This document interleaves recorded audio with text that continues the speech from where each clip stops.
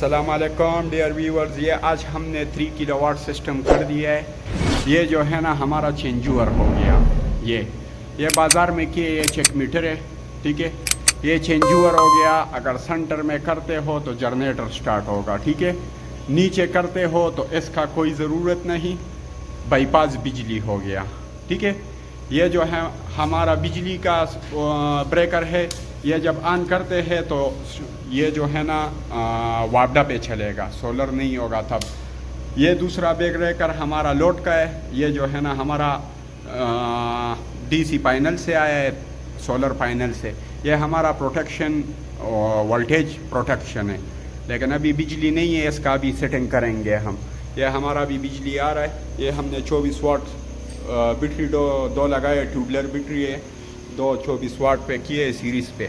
और ये हमारा जो है ना 3 किलोवाट सोनक्स सोलर एनर्जी इन्वर्टर है, PV 3200, ठीक है। ये आज हमने कंप्लीट कर दिया है। अभी हम ऊपर जो है ना सोलर का पैनल जो है ना कैसे लगाया है वो भी आपको दिखाएंगे। ऊपर हमने 6 पैनल लगाया है, लेकिन पैनल दिन में लगाया है, अभी कंप्लीट हो गया रात को, ठीक है।